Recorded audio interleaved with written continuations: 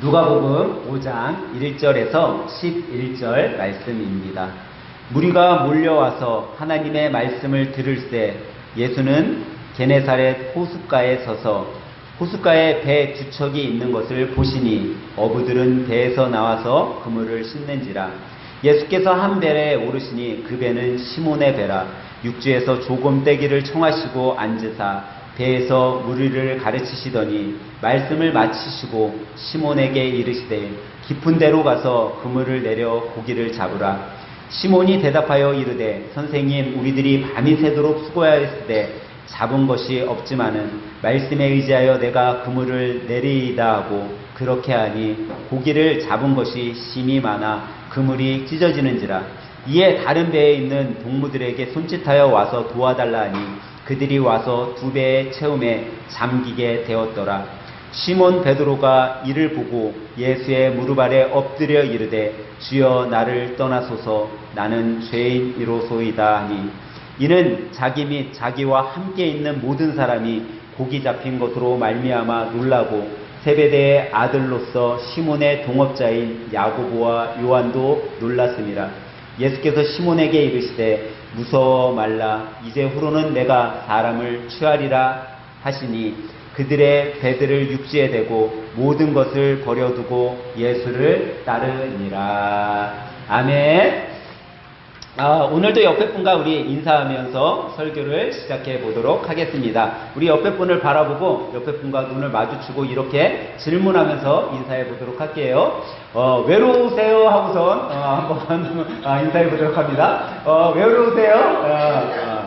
여러분들 혹시 외로우세요? 어떤 분은 제가 보니까 좀 외로워 보이는 분도 있고, 주로 우리 학생들이 좀 외로워 보이네요. 외로운 분도 있고, 어떤 분은 그래도 안 외로운 것 같기도 하고, 우리 현은 집사님은 외로운 척 하는 것 같기도 하고, 그렇습니다. 그런데 여러분 생각에 이 외로움은 과연 무엇이라고 생각하세요? 여러분들이 생각하는 외로움. 예전에 이런 글을 읽은 적이 있었습니다. 가랑비가 축척축척 내리는 어느 날 70대 할머니가 자살을 시도했어요. 아파트에서 뛰어내려서 자살을 시도했는갖고 사람들이 그 할머니의 고통스러운 비명소리에 깜짝 놀랐어요. 그래서 119가 도착하고 할머니를 119에 실어서 보내고 경찰들이 와가지고 그 자살 장소에 모였던 시민들을 다 해산시키고, 이 할머니가 과연 왜 자살을 했을까, 왜 자살 시도를 했을까 궁금해서 할머니 집에 들어가게 되었어요. 아파트 할머니 문을 열고 집에 들어갔더니 할머니 집이 못 사는 게 아닌 거예요. 좋은 가전제품, 좋은 명품 옷, 주위에 있는 가구들도 다 좀 유명한 그런 것들이에요. 이 할머니가 경제적으로 어려워서 자살을 시도한 게 아니네? 혹시 이 할머니가 병이 걸려서 그런가? 하고 보니까는 주치의사 전화번호가 있어서 전화를 걸었어요. 근데 주치의사 말이 그러는 거예요.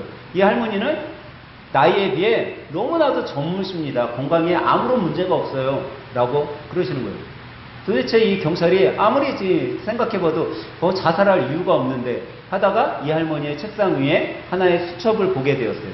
그리고 그 수첩을 읽다가 이것 때문에 이 할머니가 자살을 시도했구나, 바로 이 이유구나 했는데, 그 수첩에는 365일 동안 똑같은 문구만 적어져 있었어요. 그 문구가 뭐냐면 바로 이 문구예요. 오늘도 아무도 나에게 오지 않았음이라는 문구였어요. 이 할머니에게는 365일 동안 아무도 찾아오지 않았던 거예요. 자식들도 주위의 이웃도. 그 외로움이 이 할머니를 자살을 하게끔 만들었다라고 얘기를 해요. 아마 대부분의 사람들은 외로움이라는 것을 생각할 때 아마 혼자 있음을 생각할지 몰라요. 근데 이 외로움이라는 건요, 잘 생각해보면 혼자만 있다고 해서 그것이 외로움이 온다라고 말할 수 없다라는 거예요. 사실 이 외로움이라면 단순히 혼자 있는 상태가 아니라 어떻게 보면 타인과의 연결이 부족하기에, 아니면 타인과의 연결이 끊어졌기에 그것으로 인한 고통이 내 마음속에 찾아와서 이 외로움이라는 것을 겪게 되고, 그 고통 가운데 또 이 할머니처럼 자살을 시도하는 사람들도 있다라는 거죠. 다시 말하면 어떻게 보면 이 외로움이라는 건요, 사회적 고립감, 또 아니면은 사회적 공허함, 불안감 이런 속에서 사람들이 외로움을 겪게 된다라고 말씀드릴 수 있어요. 그러면 아마 이 공허함 속에 아마 사람들은 그렇게 얘기하겠죠. 나는 외롭다. 나는 외로워 너무. 난 외롭게 살고 있어. 이렇게 이야기할 수 있어요. 근데 이렇게 시대가 어떻게 보면 발전했잖아요. 우리가 옛날보다. 발전하고 어떻게 보면 도시화 됐는데 왜 이 외로움이 더 많아졌냐라는 거예요.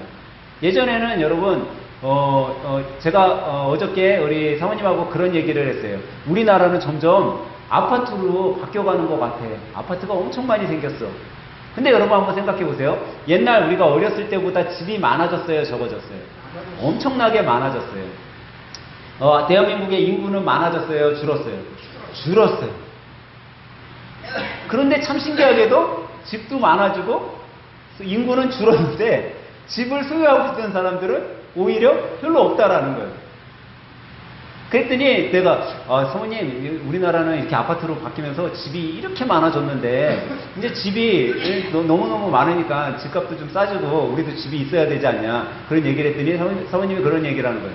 목사님 집은 많아졌는데 혼자 사는 사람들이 그만큼 많아졌잖아요. 그러니까 집수가 혼자 사는 사람들이 또 많아졌기 때문에 집수가 옛날이나 지금이나 비슷한 거고 또 한 사람이 집을 많이 소유하고 있으니까 그럴 수밖에 없는 것 같아요. 그런 얘기를 해요. 근데 옛날에는요 집 하나에 그러면서 그런 얘기를 해요. 집 한 채에 누가 살았어요?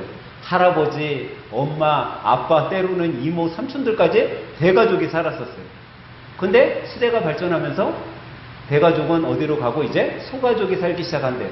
지금은 뭐 핵가족이라고 해서 나홀로 집에 사는 사람들이 많아졌어요. 옛날에 대가족이 살 때만 해도 가정 내에서 사회성이 생겼어요. 가족들끼리 의사소통을 하며 관계가 좋아지고 그렇게 살았기 때문에 때로는 할아버지하고 관계가 안 좋아. 그럼 누구하고 관계 좋으면 돼요? 엄마 아빠하고 관계 좋으면 대화가 됐어요. 엄마 아빠하고 관계가 안 좋아? 그러면은 이모 삼촌하고 대화가 되면 살만했어요. 그게 어떻게 보면 의사소통이고 사회성이고 관계의 확립이었죠. 근데 지금은 핵가족이 되다 보니까 의사소통이라고는 뭐 있어요? 매스미디어의 발달로 스마트폰이나 컴퓨터를 통해서 단지 얼굴도 모르는 누구와 대화를 하는 게 끝이라는 거예요. 그러면서 이런 환경 속에 어떻게 보면 사람들은 더 외롭다라는 그런 감정이 더 심화되었다라고 볼 수 있죠. 아마 오늘 예배드리는 여러분들 중에도 이 외로움에 대해 한번 생각해 보신 분들이 많을 거예요. 그러면 나의 인생 속에 나도 외로움을 경험해본 사람도 있을 테고 지금 외로움을 겪고 있는 분도 있을 거예요. 근데 왜 대부분의 현대를 살아가는 사람들이 이 외로움이라는 것을 이렇게 많이 겪을까요? 아마 현대를 살아가는 사람들이 이 외로움을 다 겪고 있는 것 같아요. 어느 정도 이 외로움이 많은가 제가 한번 생각을 해봤어요. 여러분들 노래 좋아하시잖아요. 과연 이 노래에 이 외로움이라는 거에 관련된 노래가 얼마나 많을까 한번 찾아봤더니 우리나라 노래뿐 아니라 외국 팝송이라고 하는 노래도요 이 외로움을 너무 많이 이야기하고 있어요. 여러분 노래 가운데 가장 많은 주제를 다루고 있는 제목이 뭐라고 생각되세요? 사랑이잖아요. 사랑. 근데 이 사랑이라는 노래의 가사를 봤더니요 대부분이 다 뭐예요? 외로움에 관련된 내용이더라는 거예요. 사랑에 대한 노래의 가사를 봤더니 사랑하는 사람과 헤어져서 나는 너무 외롭다라는 거예요. 사랑하는 사람하고 있는데 나는 너무 외롭다 이런 거예요. 그러니까는 우리는 어떻게 보면 외로움이라는 홍수 시대에 살아가는 거죠. 그러면서 마음 한편에 내가 이렇게 외로운 상태에 있는데 누가 날 좀 잡아줬으면, 내가 이렇게 외로운 가운데 있는데 누가 내 이야기 좀 들어줬으면, 내가 이렇게 외롭고 힘든데 누가 날 한번 안아줬으면. 여러분 그 유튜브 같은 데 보면 피켓 같은 거 들고 저를 한 번만 안아주세요 하는 이런 피켓 들고 뭐 외국에서 허그해달라고 이렇게 들고 있는 친구들 이렇게 나오는 거 보잖아요. 근데 그 친구들을 지나가던 사람들이 이렇게 한 번씩 안아주더라고요. 근데 안아주는데 딴 거 한 거 아무것도 한 것도 없어요. 그냥 안아줬을 뿐인데 뭐예요? 텅텅 울어. 왜? 단지 안아줬을 뿐인데, 단지 손 한 번 잡아줬을 뿐인데 그들이 우냐라는 거죠. 왜냐면 그들이 외로운 가운데 있었기 때문입니다. 그래서 외로운 가운데 있다 보니까 나도 모르게 자신을 고립시키고 어떻게 보면 자신을 아무도 없는 곳에 고립시키는 가운데 살아간다라는 거예요. 이런 외로움 속에 어떻게 보면요, 우리가 사는 인생은요, 더불어 사는 인생 같아요. 혼자 살아갈 수 없는 인생 같죠. 더불어 살아갈 때 어떻게 보면 사람들은요, 자기가 좀 힘이 있고 능력이 있고 물질이 있으면 나 혼자도 충분히 살아갈 수 있어 라고 생각되지만 그렇지 않다라는 거예요. 오히려 내가 힘이 없어도 누군가 나와 더불어 살아가는, 나를 이해해주는 사람, 나와 이야기할 수 있는 사람들이 있으면 내가 비록 힘이 없지만 살아갈 수 있다라는 거예요. 그것이 어떻게 보면 더불어 가는 삶이죠. 그 더불어 가는 삶은 외롭지 않고 오히려 활기가 넘치는 삶이 된다라는 거예요. 멀리 가는 노래라는 짧은 이야기가 있어요. 멀리 가는 노래. 이게 무슨 이야기냐면요. 바다사자가 이제 바다 제비에게 우리 시합을 한번 하자. 그 시합이 뭐냐면 누구의 목소리가 더 멀리 가나 시합을 하자라는 이야기예요. 그래서 바다사자가 시합이 공평해야 되니까 우리 갈매기, 하늘을 나는 갈매기에게 심판 좀 봐달라고 하고 너의 목소리가 멀리 전달되는지 내 목소리가 멀리 전달되는지 한번 시합을 하자라고 했어요. 그래서 바다사자가 이제 먼저 소리를 질렀어요. 으아! 하고선 소리를 질렀어요. 그리고 바다 제비는 어떻게 했어요? 치지베베 치지베베 하고선 아주 가냘픈 목소리로 소리를 냈어요. 그리고 갈매기가 심판이니까 갈매기가 바다 중간에 있는 섬으로 날아가서 거기에 있는 도요새에게 물어봤어요. 도요새야, 도요새야, 너 여기 있으면서 누구의 울음소리를 들었니? 그랬더니 도요새가 그러는 거야. 아주 우렁찬 바다사자의 소리가 여기까지 들렸어. 그리고 되게 가냘프지만 바다제비의 소리도 들었어 그러는 거야. 그랬더니 갈매기가 여기까지는 들렸네. 그래서 바다 끝에까지 갔어요. 바다 끝에까지 갔더니 소라가 있는 거예요. 소라야, 너 혹시 여기에서 무슨 소리 듣지 못하냐? 혹시 바다사자의 울음소리나 바다제비의 소리를 듣지 못했어? 그랬더니 이 소라가 뭐라고 얘기하냐면 여기에는 바다사자의 소리는 듣지 못했는데 바다제비의 소리는 내가 들었어 라고 이야기를 한다라는 거예요. 우리 생각에 누구 소리가 들렸어야 돼요? 바다사자의 소리가 들렸어야 되잖아요. 근데 이 시합의 승리자는 바다제비가 될 수 있었던 건 아주 단순했어요. 바다사자의 소리는 우렁차고 아주 큰 것 같았지만 그 바다사자 혼자만의 소리였어요. 근데 바다제비의 소리는요, 바다제비가 치지베베 치지베베 했더니 저쪽 건너편에 있던 바다제비가 그 소리를 듣고 자기도 뭐라고 해요? 치지베베 치지베베 하는 거예요. 또 그 소리를 들은 또 건너편에 있던 바다제비가 또 치지베베 치지베베 하는 거예요. 그래서 바다 끝까지 소라가 있는 데까지 그 소리가 들렸다라는 이야기예요.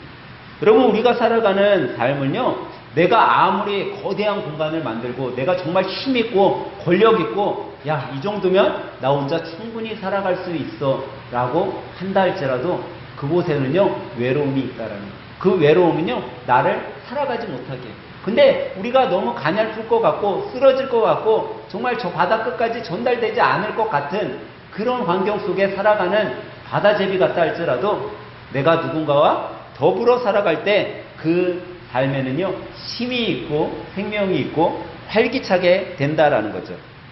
우리 신앙인에게 있어서도요, 어떻게 보면 이 세상을 살아갈 때 세상 사람들만 외롭냐? 그렇지 않다라는 거예요. 여러분과 저도 얼마든지 외로움 속에 살아갈 수 있어요.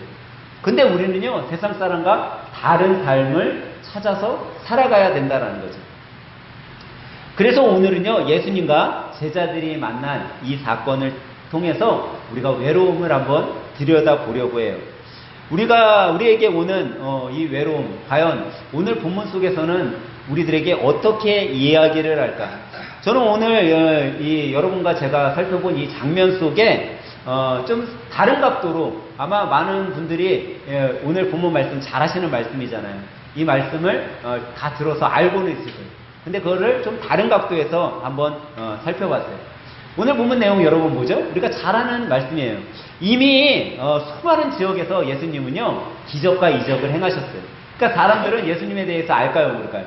이미 잘 알고 있었어요.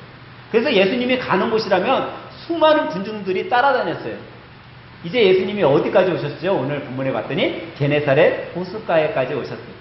이 호숫가에 오셔서 예수님이 아마 그런 것 같아요. 자기 주위에 수많은 사람들이 따라왔는데 이 사람들에게 어떻게 하면 내가 효율적으로 하나님의 말씀을 전할 수 있을까 생각하다가 본 것이 주위를 살펴보니까 뭐가 있어요? 배 두 척이 있는 거예요. 그래서 내가 저 배에 올라가서 하나님의 말씀을 전하면 사람들이 이 해변가에 앉아 있고 내가 거기서 전하면 잘 전할 수 있을 것 같다, 그런 생각을 하신 것 같아요. 그래서 배에 올랐어요. 그 배가 누구의 배였다고요? 시몬의 배였어요. 그래서 이 시몬에게 배를 물가에서 조금 띄우라고 이야기를 하죠. 그리고 예수님이 하나님 나라의 말씀을 전하셨어요.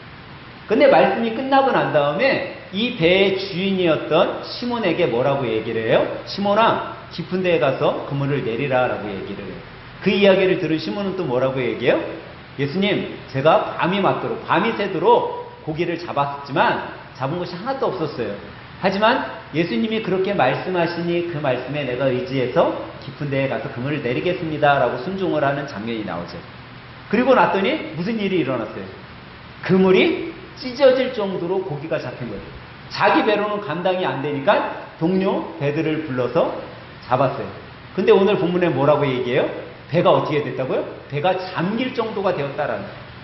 이 사건을 경험하고 이제 물가로 나온 시몬은 다시 예수님께 찾아가요. 그리고 뭐라고 해요? 예수님, 저는 죄인이에요. 저를 떠나주세요.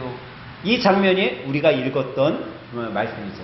그런 그의 이런 자기가 죄인이라는 고백 속에 예수님은 시몬 베드로에게 뭐라고 얘기하죠? 그런 나를 떠나달라는 시몬에게, 시몬아, 무서워하지 말아라. 이제 너는 무슨 사람이 되리라?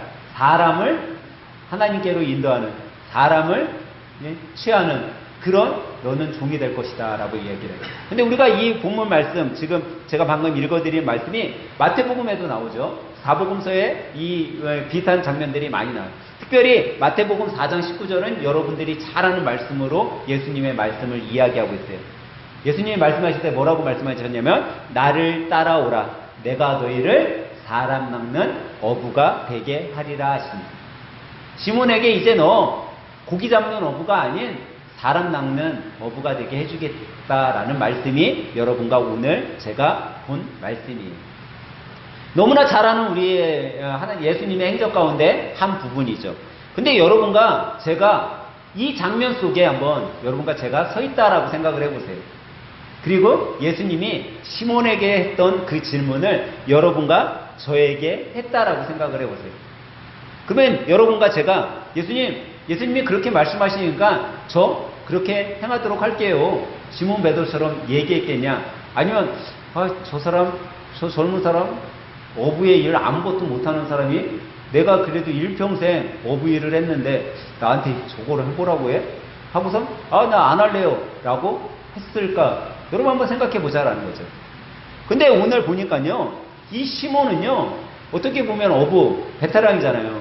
근데 그가 예수님이 시키는 대로 가서 하라고 하니까 뭐라고 얘기했다고요? 말씀에 의지해서 내가 하겠다라고 얘기했다라는 거예요. 그건 다시 말해서 예수님이요, 배에서 말씀을 전하는 동안 그물을 손질하면서 시몬도 뭐를 했다라는 거예요? 예수님의 말씀을 들었다라는 거예요. 그가 예수님의 말씀을 듣고 이제 예수님의 말씀을 들으니까 그래, 그 말씀에 힘이 있고 기적이 있고 그래, 내가 좀 해볼까 하는 마음이 들었었던 것 같아요. 그런 감동이 온 것 같아요. 그래서 그런 감동 속에 내가 해보겠습니다 라고 이야기를 했어요.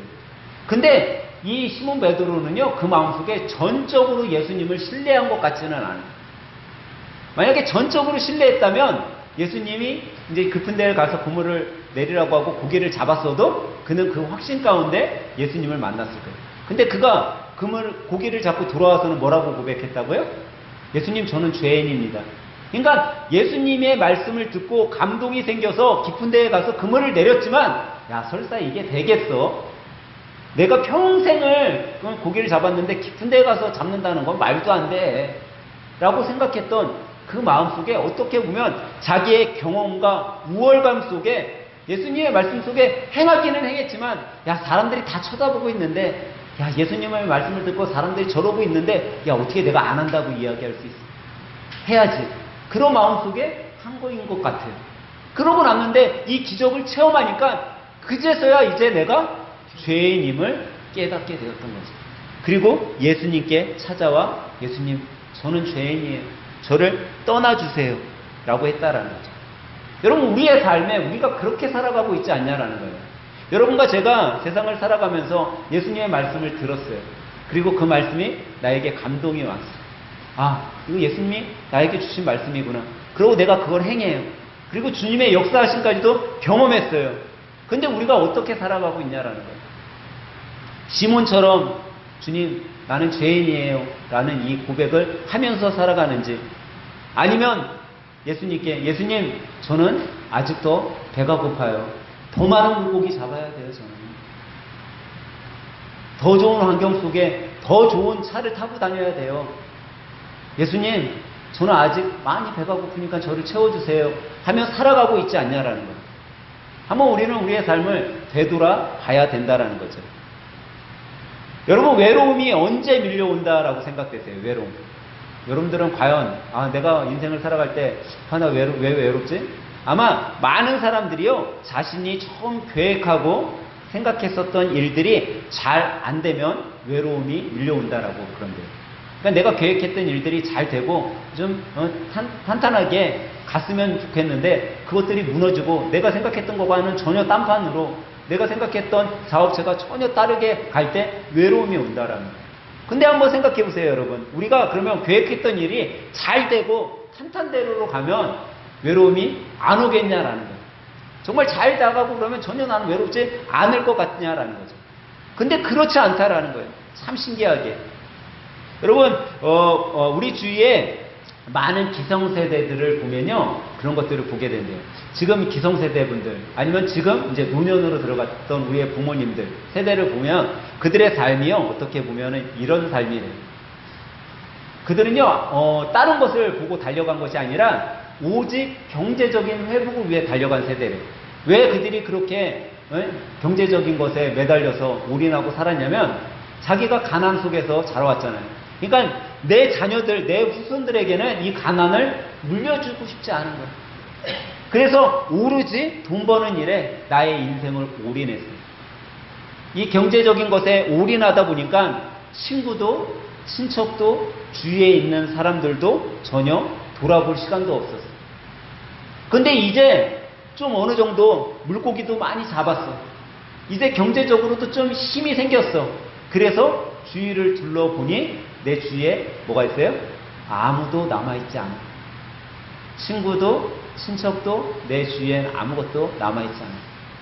그래도 학창시절 때는 교회에 열심히 다녔어요. 교회에 가면 친구들이 있었어. 근데 내가 이제 돈을 벌다 보니까 물질적인 거, 경제적인 거 쫓아보니까 교회도 안 나가게 됐어. 그래도 청년 시절 때는 힘든 일이 있으면 교회 문 앞이라도 기웃기웃 거리면서 야, 교회 한번 들어가 볼까? 그런 마음으로 살았었어요. 근데 이 돈 버는 일에 올인하다 보니까 언제부턴가 주님은 내 삶에, 교회는 내 삶에서 떠난 지 오래인 거예요. 그러다가 보니까 내 삶에 안정이 오고 많은 고기는 잡았지만 오히려 더 내 삶은 외로움에 쌓여있는 자신을 보게 되었던 거죠. 여러분, 삶의 외로움은요, 가난, 질병, 어려움, 어떤 문제, 이것으로 오는 게 아니라는 거예요. 여러분, 우리 신앙인들에게 있어서 외로움은요, 주님과의 관계가 끊어지면 오는 거를 여러분 기억하시기 바랍니다. 주님과의 관계가 끊어지는 순간 우리는 외로움에 직면하게 되는 거예요. 그러면 반대로 얘기하면 외로움이 안 오려면 어떻게 하면 될까요? 주님과의 관계가 회복되어 있으면 되는 거예요. 주님과의 관계가 끊어지지 않고 우리가 살아간다면 우리는요, 외롭지 않은 거예요. 제가 지난주에도 말씀드렸는데 저는 힘든가 어려움이 있으면 제가 보는 성경 말씀이 어디라고요? 저는 욥기서를 항상 본다고 했잖아요. 여러분, 이 욥기를 보면요, 이 외로움을요, 우리는 금방 알 수 있어요. 이 외로움이 어떻게 우리에게 올 수 있고 이 외로움을 욥은 어떻게 이겨내고 있는지 금방 알 수 있다라는 거예요. 여러분, 세상 사람들은요, 자기의 경제가 무너지고 자기가 가진 것이 없고 소유한 것이 없으면 외롭다라고 얘기하잖아요. 근데 욥이 어땠어요? 욥은요, 아주 부자였어요. 가진 게 너무 많은 사람이었어요. 근데 그가 어때요? 하루아침에 모든 경제력이 없어진 거예요. 완전 가난뱅이도 그런 가난뱅이가 되지 않았어요. 그러면 뭐가 와야 돼? 외로움이 와야 되잖아요. 근데 욥은요, 그런 무너짐 속에서도 이 외로움을 이기고 있었어요. 그러면 세상 사람들은 뭐라고 이야기하냐면 이렇게 얘기해요. 그래? 경제적으로 내가 힘들었어도 나에게는 가족이 있잖아. 나 가족 있어서 힘들지 않아. 나 가족 있어서 다시 일어날 수 있어. 나 외롭지 않아. 근데 욥은 어땠죠? 그 가족이 하루아침에 그 자녀들이 다 한 번에 다 죽음을 당해요. 하다못해 나를 너무나 사랑한다는 이 아내까지도 욥을 하고 떠나. 그러면 여러분 가족이 다 떠났어요. 그럼 외로워야 돼? 안 외로워야 돼? 외로워야 되죠. 세상 사람들 말처럼. 근데 욥은 오히려 자기 가족이 다 죽었음에도 불구하고 이 외로움에서 이겨내고 있다라는 거예요. 그러면 세상 사람들은 또 뭐라고 얘기해요? 야, 그래도 나는 건강하잖아. 야, 내가 건강한데 무슨 일이든 못하겠어? 그래, 나 이 정도면 다시 일어날 수 있어. 나 외롭지 않아. 이겨낼 수 있어. 이렇게 이야기할 수 있다라는 거예요. 근데 욥이 어땠어요? 욥은 이제 건강까지도 다 힘들게 되었어요. 하다못해 자기가 자기 몸에 이런 헌대를 보고 옆에 있는 기와장을 들어서 그 가려움을 긁어낼 정도의 그런 질병에 있어요. 그러면 여러분 어때야 돼요? 외로워야 되잖아. 우리였으면 내 건강이 다 무너져서 이제 내가 침대에 누워있을 신세가 됐다면 외로움에 한탄할 수밖에 없겠잖아요. 그런데 욥은요, 그런 상황 속에서도 그 외로움을 이겨내고 있어요. 여러분, 세상 사람들은 또 언제 외롭다고 하는지 아세요? 그래도 내가 이렇게 힘들고 어렵지만 나를 위로해줄 친구들이 있으면 난 외롭지 않아 라고 생각을 한다는 거예요. 욥에게도 친구가 있었어요. 그리고 그 친구들이 욥을 위로하기 위해 왔어요. 근데 이 친구들이 욥을 위로한 것이 아니라 오히려 뭐라고 해요? 야, 욥, 너 잘 생각해봐. 너가 하나님 앞에 너가 모르고 지은 죄들이 있을 거야. 그 죄 때문에 하나님이 너를 심판하시는 거야. 벌하시는 거야. 오히려 친구가 자기를 위로해 주는 것이 아니라 오히려 친구들이 자신에 대해서 험담하고 더 핍박을 해요. 그러면 여러분 외롭겠어요? 안 외롭겠어요? 외롭죠. 근데 욥은 그런 상황 속에서도 외롭지 않고 이겨내고 있어요. 그런데 이 욥, 그래도 이 외로움을 이길 수 있었던 이유를 하나 꼽으라면 뭘까요, 여러분? 욥의 삶에 누가 함께 하시기 때문에? 하나님이 함께 하심을 그가 믿었기 때문이에요. 근데 참 신기하게 이 하나님, 욥이 믿고 있는 나의 인생에 함께 한다는 하나님, 지금 욥의 옆에서 뭐라고 말씀하고 있어요, 없어요? 아무 말씀도 안 하고 있어. 그러면 여러분, 이 외로움을 이길 수 있겠냐라는 거예요. 아무리 불러도 대답 없는 하나님. 하나님은 내가 의롭게 사신 거 아시지 않습니까? 하나님, 내 인생이 왜 이 모양 이 꼴입니까? 저 차라리 죽기를 원합니다. 라는 그런 고백이 나올 정도의 그런 외로움 속에 지금 갇혀 있는 거예요. 근데 그 하나님이 나와 함께 하심을 여러분 믿겠냐라는 거죠. 근데 욥이 그런 상황 속에서도 이제 자기의 모든 것을 다 내려놓고 마지막에 가서 자기가 가장 낮은 자의 모습에 있을 때 그 하나님께서 욥을 찾아오셨다라는 거예요. 그리고 욥에게 말씀하셨다라는 거죠. 여러분, 우리가 인생 속에서요, 이 외로움을 이길 수 있는 가장 좋은 방법은요, 하나님하고의 관계가 해결돼 있으면 된다라는 거예요. 하나님하고의 관계가 내가 끊어지지 않았다면 그 사람은요, 이 외로움을 이겨낼 수 있는 거예요. 여러분, 주님께서 우리와 함께 하실 때 우리의 외로움이 해결되는 줄 믿으시기 바랍니다.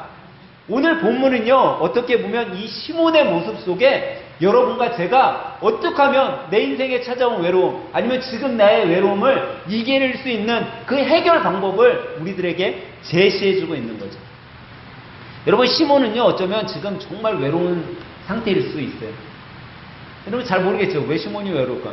여러분 한번 생각해 보세요. 시몬은요, 평생을 물고기 잡이를 했어요.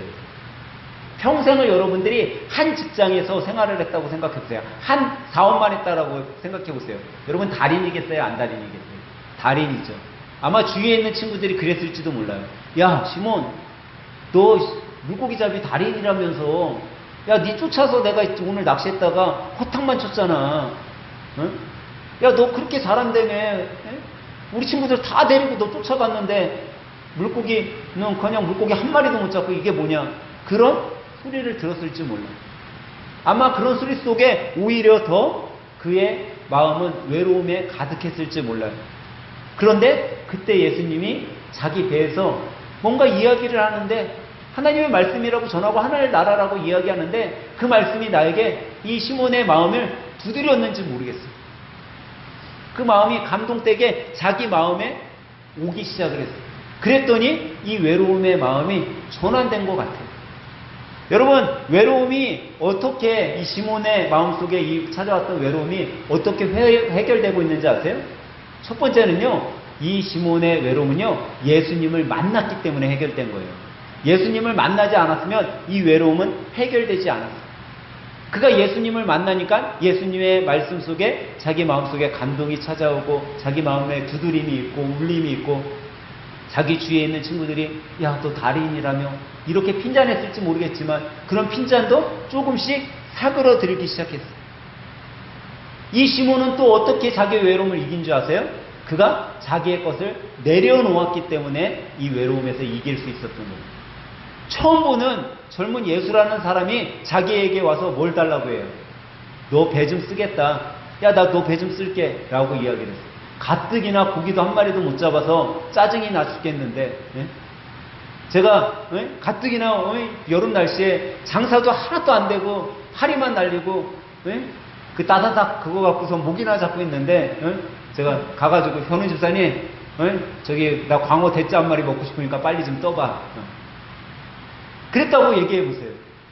아, 목사님 오늘 아침서부터 나 지금 한 건도 못하고 지금 짜증나 죽겠는데 이 밤 그것도 문 닫을 시간 다 돼갖고 9시에 와서 광어 대짜 한 마리 먹고 싶다고 떠달라고 해? 짜증나네. 화가 나지 않겠어요? 근데 시몬 베드로가 어떻게 얘기하고 있어요? 자기 배를 내어주었어요. 내 것을 주님 앞에 내어놓을 때 여러분 외로움이 사라지기 시작하는 거예요. 여러분, 시몬 베드로는 또 어떻게 이 외로움을 이겼어요? 예수님의 말씀에 순종했더니 이 외로움이 사라지기 시작을 했어요. 예, 하나님의 말씀을 듣고 하나님의 나라를 전하는 그 예수님의 말씀을 듣다 보니까 저렇게 살면 될까? 저렇게 살면 내 인생도 바뀔까? 그런 생각이 들고 있었던 것 같아요. 근데 그런 젊은 예수가 이제 자기에게 이야기하는 거예요. 시몬아, 깊은 데로 가서 그물을 내려봐. 그러면 너 기적을 체험할 수 있을 거야. 너가 생각지 못한 일이 일어날 거야. 그 말에 지금 시몬이 어떻게 해요? 순종했다라는 거예요. 오히려 보면 자기가 물고기 잡는 거엔 달인인데 이거 하나도 모르는 오로지 하나님 나라만 전하는 이 예수라는 사람이, 이 젊은이가 뭘 안다고 나한테 이걸 하라고 해? 그렇게 생각할 수 있었잖아요. 그런데 그가 그 예수님의 말에 순종했더니 그의 마음속에 외로움이 이제 사라지기 시작한 거예요. 또 우리는 시몬의 모습 속에 무엇을 만나게 돼요? 우리가 뭐 할 때 외로움이 사라져요? 시몬은요, 이제 예수님을 만나서 진정한 회개를 해요. 여러분, 예수님을 만나면 외로움이 사라져요.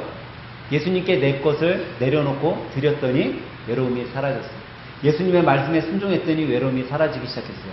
하지만 이 시몬의 모습 속에 우리는요, 시몬의 외로움이 완전히 사라지지 않은 것을 볼 수 있어요. 그게 뭐였다고요? 고기를 잡고 와서 예수님께 뭐라고 했다고요? 나는 죄인입니다. 시몬이 자기의 마음속의 외로움이 사라지고 없어지는 것 같았지만 진정한 외로움이 해결되지 않은 모습을 볼 수 있어요. 근데 이제 그가 예수님을 만나서 진정한 회개를 했더니 그 외로움, 내 마음 한편에 남아있던 그 외로움까지도 완전히 사라지는 것을 경험하게 되었다라는 거예요. 여러분 삶 속에 외로움이 있어요? 우리는 오늘 시몬의 삶의 모습 속에 이것을 해결할 수 있는 자들이 돼야 된다라는 거예요. 그것을 해결하는 순간 주님께서 여러분과 저에게도 뭐라고 말씀하셔요? 무서워하지 말아라. 너 외롭다고 무서워하지 말아라. 외로워하지 마. 너의 인생 속에 너가 무엇을 쫓아가려고 그렇게 노력하지 마. 오히려 너는 살아남는, 나를 전하는, 하나님께 영광 돌리는 자로 살아가면 너 외롭지 않고 기쁘고 활기차게 살아갈 수 있어 라고 말씀하신다라는 거죠. 오늘은 실화를 바탕으로 한 이야기를 여러분들에게 드리고 말씀을 정리하려고 해요. 한 아버지가 아이를 낳았어요. 갓난 아이. 근데 너무나 살기 형편도 어렵고 힘들어서 피차 못할 사정으로 이 갓난 아기를 두고 떠나갈 수밖에 없었던 거예요. 그래서 이 갓난 아기를 양 부모에게 줬어요. 주면서 간절한 마음으로 우리 애 좀 잘 좀 봐주세요. 제가 꼭 찾으러 오겠습니다. 그리고 그 갓난 아기가 나중에 볼 수 있게 편지를 쓰고 가요. 사랑을 듬뿍 담은, 내가 너를 어떻게 낳았고 내가 너를 어떻게 키우고 있다가 이 아빠가 너무 어려움 속에 피치 못할 사정으로 너를 두고 떠나갈 수밖에 없었어 라는 편지, 내가 너를 너무 사랑하고 꼭 너를 데리러 올게 라는 그 편지를 쓰고선 떠나요. 아이가 무럭무럭 자라서 이제 글을 읽게 될 나이가 됐어요. 누구의 말을 들으면 좀 이해할 정도의 나이가 됐어요. 그때 이 양부모가 아이에게 이게 너 너네 아버지가 주고 간 편지다, 읽어봐라 하고 줬어요. 거기 봤더니 자기를 낳은 아버지의 그 사랑이 담긴 편지 내용이 구구절절하게 써져 있는 거예요. 그래도 삶 가운데 외로움이 오면 그 부모님이 어때요? 원망스러운 거예요. 그래도 그렇지, 날 데리고 가지, 왜 나를 여기다 내버려뒀지 우리 아빠는. 그런데 그 아버지의 편지를 보면 다시 감동이 오고, 그래 우리 아빠가 분명히 나 데리러 온다고 했으니까 그래 참고 이 말씀 믿고 있자. 분명히 우리 아빠는 나 데리고 올 거야 라는 소망을 가지고 있었다라는 거예요. 그러면서 자기의 그 외로움을 이겨내고 살아갔다라는 거예요. 근데 여러분, 이 이야기 속에 어떤 생각이 드세요? 여러분, 하나님께서는요 여러분과 저에게 완벽한 천국을 만들어 놓으시고 오시겠다라고 말씀하셨어요. 그리고 그 완벽한 천국을 만들기 위해 가셨어요. 가시면서 여러분과 저에게 뭐를 남기셨어요? 편지를 남겨놓으셨어요. 하나님의 말씀이라는 성경을 우리에게 주시고 가셨어요. 그 성경을 봤더니 하나님께서 우리를 어떻게 낳았는지, 어떻게 만들었는지 이야기를 해놓으셨어요. 내가 너를 얼마나 사랑하고, 내가 너를 위해 얼마나 걱정하고, 내가 아플 때 너를 치료하고 싶어하고, 내가 힘들어할 때 너의 손을 잡아주고 싶어하고, 그런 내용, 그런 편지를 다 써놓으셨어요. 근데 우리는 그거를 읽고 때로는 내 마음속에 감동이 오기도 하고 힘이 나기도 하는데, 그런 하나님, 내 눈에 보이지 않는 이 아버지 때문에 원망할 때가 너무나도 많이 있는 거예요. 그런데 우리도 항상 그 말씀을 듣고 단 하나, 하나님 아버지 되시는 하나님께서 나를 분명 데리러 오실 거야. 천국이 다 만들어지면 분명히 오신다고 했어. 온 세상에 하나님의 이 편지가 다 전달되면 분명히 오신다고 이야기하셨어. 그 소망의 편지, 그 아버지를 향한 확신이 우리 안에 참된 소망을 주고, 그 소망 가운데 우리가 살아가면요, 그때서부터 내 안에 찾아왔던 외로움은 사라지게 되는 거예요. 사랑하는 하늘생 가족 여러분 지금 외로움 가운데 살아가고 계세요?